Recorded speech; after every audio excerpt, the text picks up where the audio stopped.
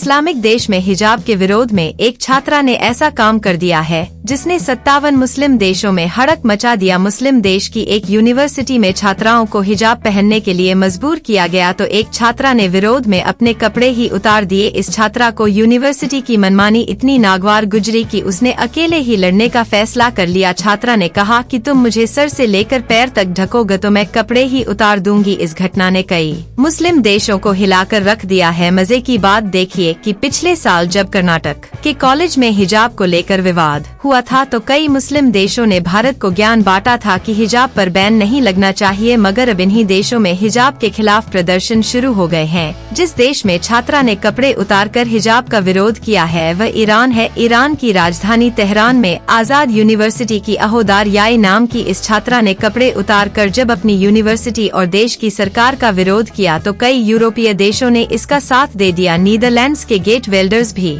इस छात्रा के समर्थन में उतर आए हैं। आपको बता दे कि ईरान की इस यूनिवर्सिटी ने कहा है कि यह छात्रा मानसिक रोगी है। इस छात्रा को गिरफ्तार कर लिया गया है और अब इसका कोई पता नहीं मिल रहा। दुनिया भर के कई एक्टिविस्ट्स का मानना है कि कहीं ईरान की कट्टर सरकार इस छात्रा को मार ना दे, क्योंकि ईरान में 2022 में भी बिल्कुल ऐसी ही घटना हुई थी जिसके बाद हजारों महिलाएं ईरान की सड़कों पर उतर आई थी। सितंबर 2022 में ईरान की एक महिला महसा अमीनी की भी मौत हो गई थी। उसे ईरान की नैतिकता पुलिस ने हिजाब ठीक से ना पहनने के लिए प्रताड़ित किया था, जिसके बाद महसा अमीनी की मौत हो गई। अब लोगों को डर है कि कहीं इस छात्रा के साथ भी ऐसा ना हो जाए। आपको जानकारी के लिए बता दें कि ईरान के संविधान में आर्टिकल 21 में महिलाओं को ड्राइविंग करने और यूनिवर्सिटी में पढ़ाई करने के अधिकार दिए गए हैं। इसी कानून में यूनिवर्सिटी और सार्वजनिक जगहों पर महिलाओं को भड़काऊ कपड़े पहनने पर 10 साल तक की सजा का प्रावधान भी दिया गया है। अगस्त 2022 में यूनिवर्सिटी कैंपस में ड्रेस कोड से जुड़े कानूनों को और भी ज्यादा सख्त बना दिया गया था। इस कानून को तोड़ने वाली महिलाओं और छात्राओं को 74 कोड़े और 50 लाख रुपए तक के जुर्माने की बात कही गई। अब इसी के विरोध में ईरान में फिर क्रांति शुरू हो गई है। आपको याद दिला